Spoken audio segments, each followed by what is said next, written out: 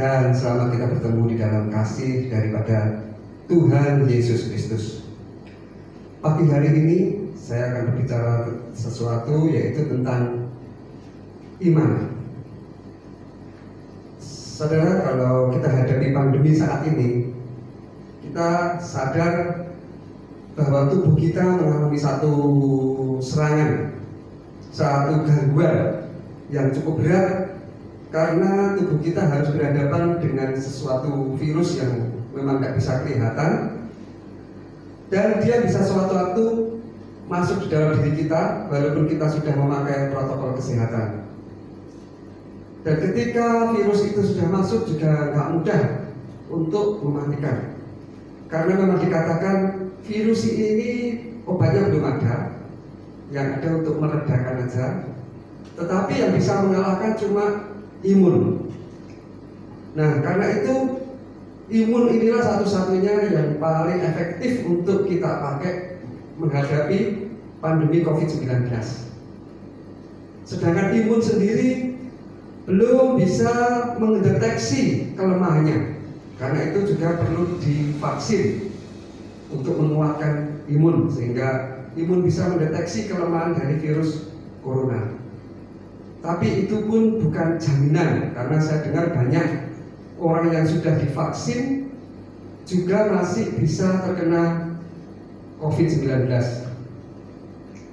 Nah, karena itu bagaimana saya ingin bicara malam hari ini supaya imun kita itu efektif di dalam melawan virus COVID ini. Sudah sering dikatakan beberapa hal untuk menguatkan imun, untuk membangun imun, baik itu dengan makanan sehat, dengan pola istirahat yang baik, dengan olahraga, juga dengan berjemur di bawah matahari. Tetapi yang penting adalah berdoa. Tapi sebelum itu mari kita berdoa dulu. Terima kasih bahwa di surga kami mengucap syukur untuk malam hari ini.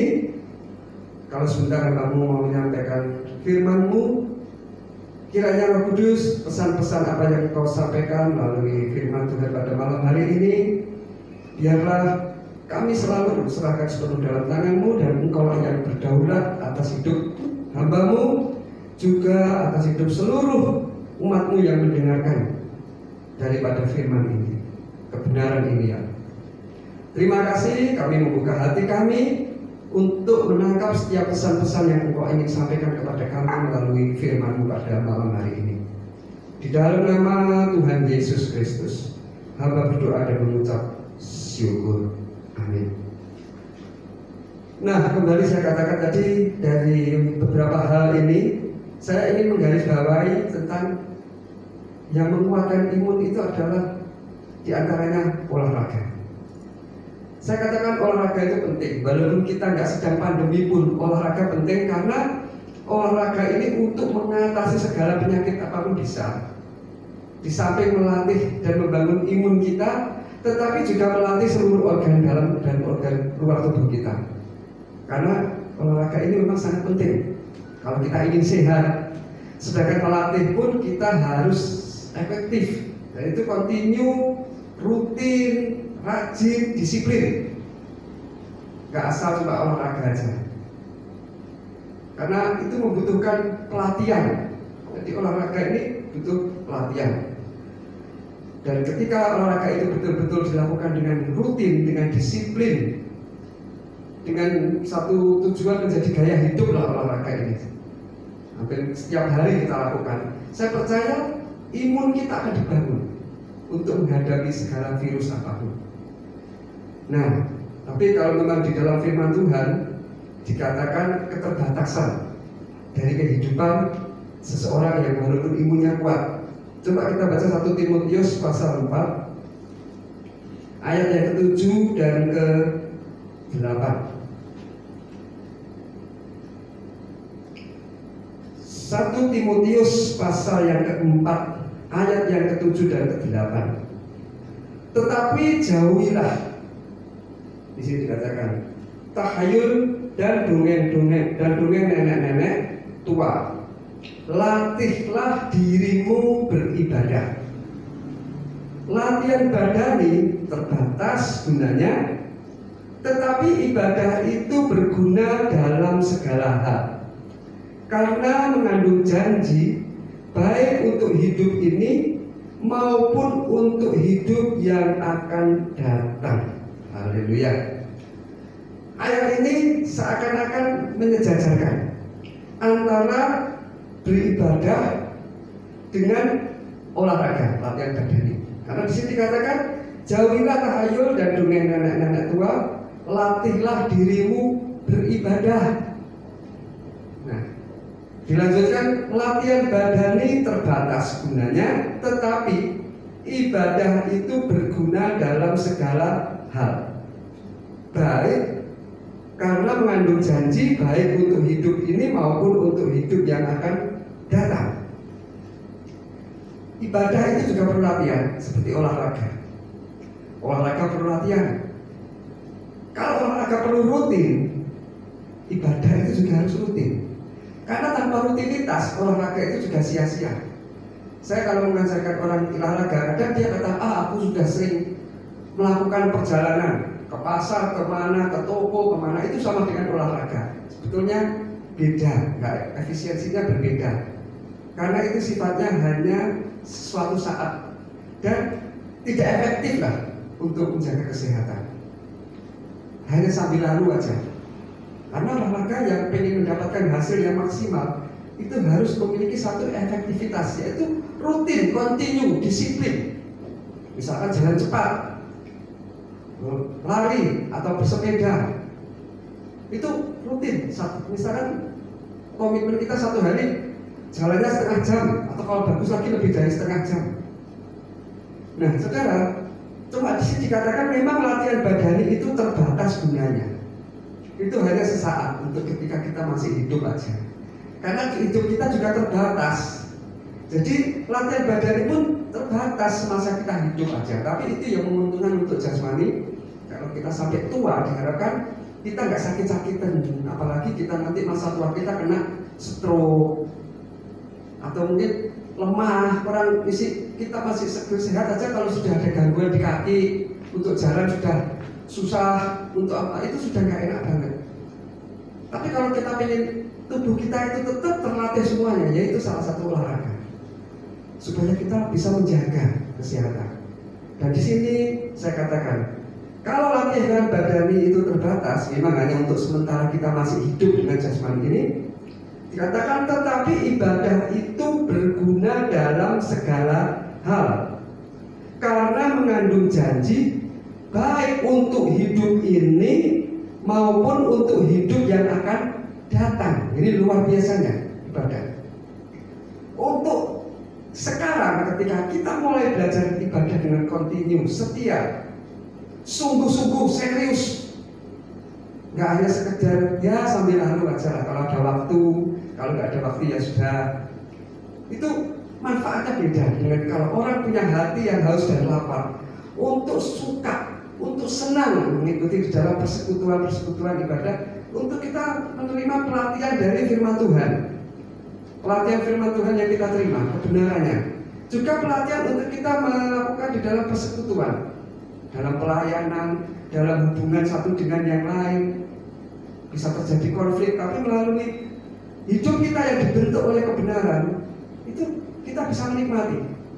Nah, karena itu saya katakan kita harus belajar supaya kita memiliki kekuatan baik jasmani, terlebih rohani. Karena jasmani hanya sesaat terbatas, sedangkan rohani kita kalau dilatih berguna dalam segala hal, karena mengandung janji baik untuk hidup ini maupun untuk hidup yang akan datang.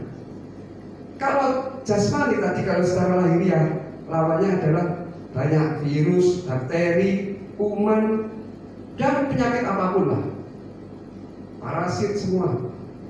Tapi kalau imun kita kuat, imun ini sanggup mengalahkan segala penyakit apapun, karena memang Tuhan berikan melengkapi manusia yang sejak zaman purbakala. Kalau nggak diberi imun, saya kira manusia sudah habis, nggak mungkin bisa bertahan.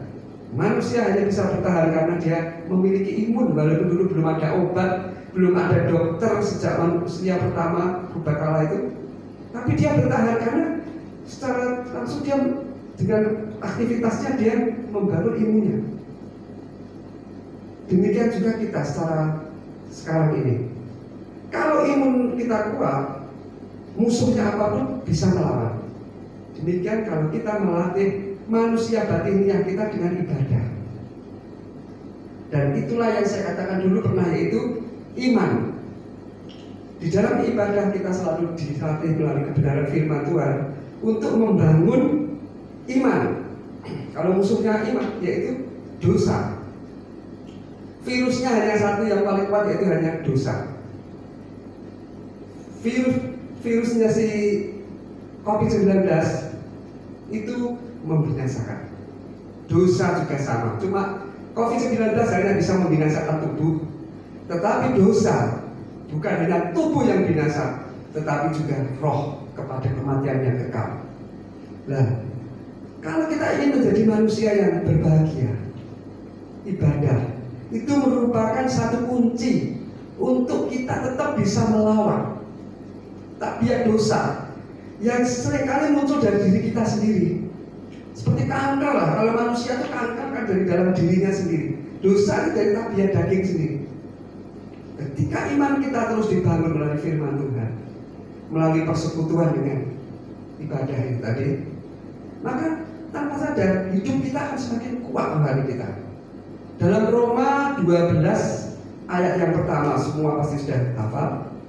Roma 12 ayat yang pertama dikatakan di sini, ya, demi kemurahan Allah itu, bentar saya akan buka di sini. 12 ayat 1. Karena itu saudara-saudara, demi kemurahan Allah aku menasihatkan kamu supaya kamu mempersembahkan tubuhmu sebagai persembahan yang hidup, yang kudus dan yang berkenan kepada Allah. Itu adalah ibadahmu yang sejati. Saudara, ini satu pelatihan. Kita nggak bisa mendadak atau nanti atau besok kalau aku sudah mulai mau sungguh-sungguh, nggak bakal kita bisa mendadak. Seperti orang rajin aja nggak bisa mendadak. Rajin itu biasanya dimulai dari sejak awal kecil. Kalau sudah ada terlatih rajin, dia akan terus semakin rajin, semakin besar, tetap terbiasa gaya hidupnya. Tapi kalau sudah enggak, susah kalau sudah gede membuat seseorang menjadi rajin. Ibadah sama. Nah, ketika orang belajar seperti orang olahraga bisa merasakan tubuhnya fit. Beda kalau orang sebelum biasa olahraga dengan sesudah, pasti bisa merasakan perbedaannya. Jauh. Maka dia nggak akan meninggalkan olahraga karena dia merasakan dia mendapat sesuatu yang lebih bermanfaat dalam tubuhnya. Dia merasa ada sesuatu yang enak. Ibadah juga sama. Nah, ini untungnya orang dalam ibadah ini dikatakan bahwa ibadah ini bukan hanya mengandung janji untuk hidup yang sekarang, tetapi sampai kehidupan yang kekal. Nah, saudara, orang yang sudah memiliki gaya hidup suka ibadah, dia akan menikmati sesuatu yang luar biasa, baik untuk hidup sekarang. Saya percaya orang yang rajin ibadah, dia nggak akan ketemu dengan jalan buntu. Dia nggak akan mungkin kehabisan dalam berkat Tuhan. Dia nggak akan mengalami sesuatu penderitaan atau cobaan atau tantangan yang melebihi kekuatannya. Karena saya percaya, bagi orang yang demikian, Tuhan turut bekerja. Nah, ada ayatnya di dalam Roma 8. Tuhan turut bekerja kepada orang-orang yang mengasihi Dia, yaitu yang terpanggil sesuai dengan rencananya untuk mendatangkan kebaikan. Ibadah janji baik untuk sekarang sampai selama-lamanya. Mari kita belajar semasa kita masih punya waktu. Kita nggak tahu kapan suatu waktu dipanggil Tuhan. Apalagi masa-masa COVID. Banyak teman, banyak saudara, bahkan dari gereja juga ada yang dari hamba-hamba Tuhan juga banyak mendadak dipanggil Tuhan dalam usia yang masih muda dan nampaknya sebetulnya dulu sehat. Karena memang itulah akhir hidup manusia, nggak bisa ditentukan. Karena itu kita harus selalu waspada. Ketika kita suka membiasakan ibadah, saya percaya dosa nggak bisa segampang itu mempengaruhi hidup kita. Ibadah yang membawa perubahan hidup bukan hanya ibadah rajin aja dan ke gereja. Karena Dikatakan ibadah itu adalah mempersembahkan tubuhmu sebagai persembahan yang hidup, yang kudus dan berkenan. Bukan asal, sepertinya kamu sudah ke gereja tiap minggu. Harus ada perubahan total. Ada orang yang sering rajin ibadah, rajin pelayanan, tapi kadang-kadang sering dia berkata, tapi aku jadi nggak merasakan apa-apa dalam ibadah. Aku sering ibadah, sering pelayanan, tapi sebetulnya aku nggak bisa menikmati. Apa sih manfaat ibadah? Saya percaya lahiriahnya ibadah, tapi hatinya nggak sepenuhnya untuk melakukan sesuatu yang dari Tuhan. Kalau orang benar-benar dia bisa menjiwai ibadah, hidupnya pasti berubah. Hidupnya selalu akan berubah gaya hidupnya, semua berubah. Beda, orang akan melihat dampaknya. Oh hebat ya, dulu kayak gitu, sekarang kayak gitu. Ada perubahan dalam hidupnya.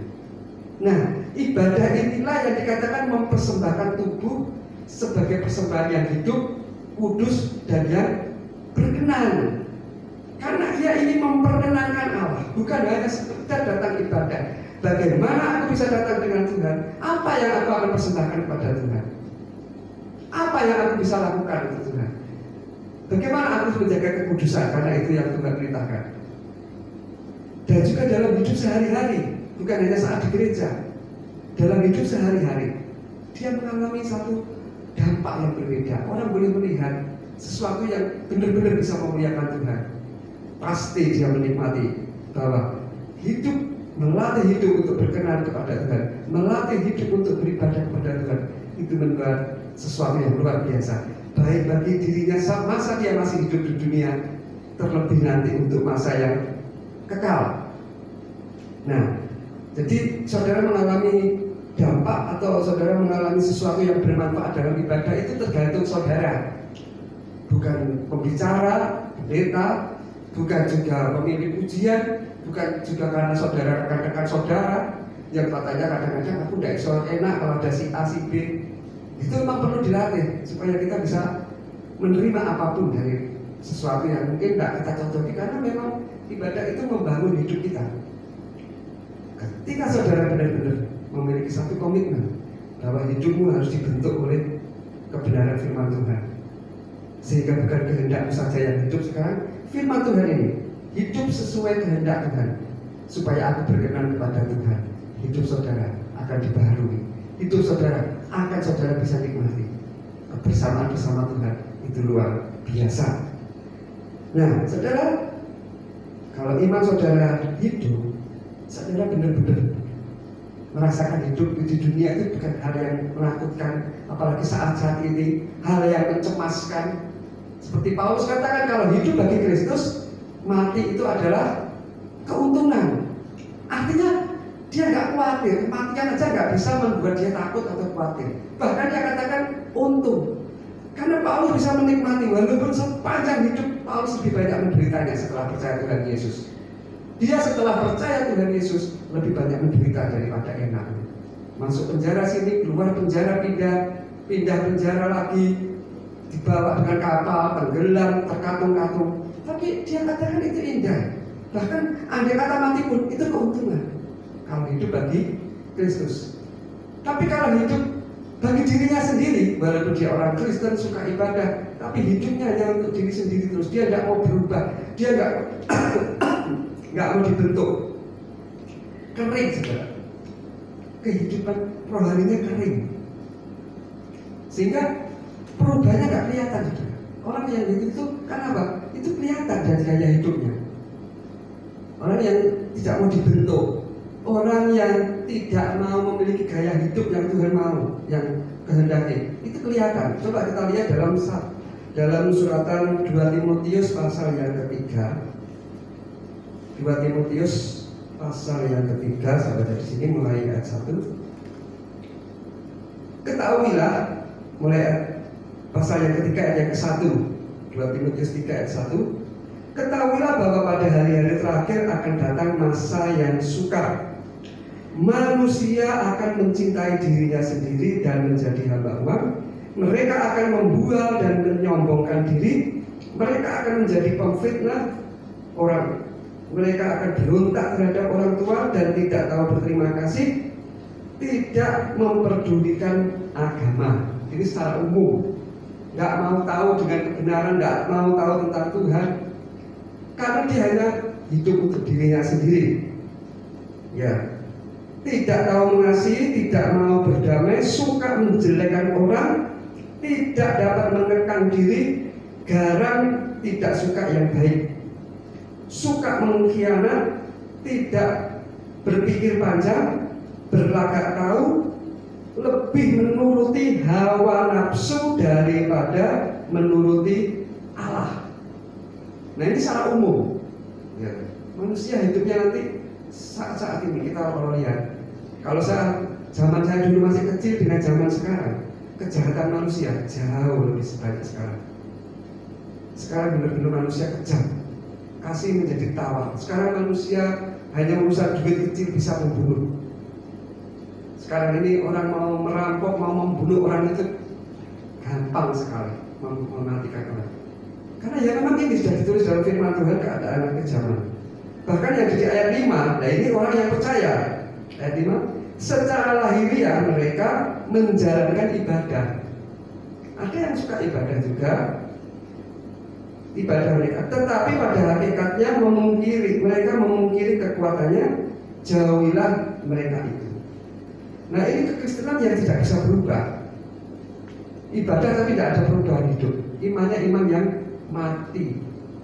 Dalam Yakobus dikatakan kalau iman yang mati tidak berdampak dan tidak menjadi berkat bagi dirinya, percuma. Ini kondisi ini terjadi juga di dalam hati Tuhan bagi orang-orang percaya. Secara lahiriah mereka beribadah, tetapi mereka pada hakikatnya mereka memungkiri. Memungkiri itu nggak mengakui kuasa kekuatan ibadah. Ya, yang penting ibadahnya kan hanya sekedar kita perlu untuk yang kita sebagai orang Kristen.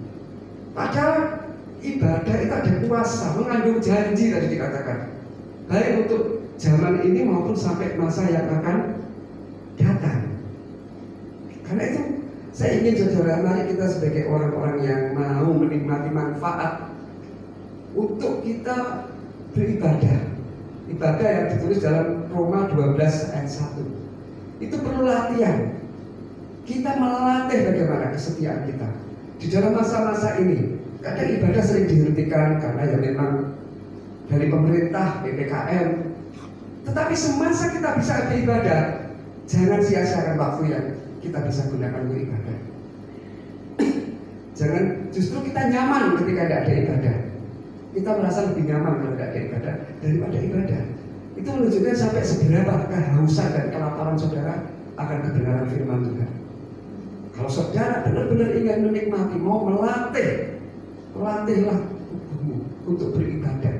Saya percaya kita selalu haus lapar untuk di dalam persekutuan, di dalam firman Tuhan sebagai pelatihan kita, dan di dalam kehidupan sebagai gaya hidup kita. Dan saudara nanti akan menikmati bagaimana manfaat ibadah itu luar biasa yang akan kita alami untuk hidup sekarang ini. Ini pengalaman saya banyak, tapi saya nggak akan saksikan, nggak mungkin habis, dan saya sudah sering saksikan itu. Seberapapun saudara ketemu sesuatu masalah, persoalan, penderitaan, saudara, ada sesuatu kekuatan yang menopang saudara, dan saudara pasti sanggup melewatinya. Ini pengalaman saya alami sampai berapa kali. Di luar yang aku tidak mampu, tapi di situ aku mendapat kemampuan. Karena apa? Tuhan yang campur tangan. Janji Tuhan pasti digenapi. Mengandung janji baik untuk hidup ini maupun hidup itu hanya hidup yang akan datang. Untuk hidup ini aja saya sudah banyak mengalami perbedaan janji.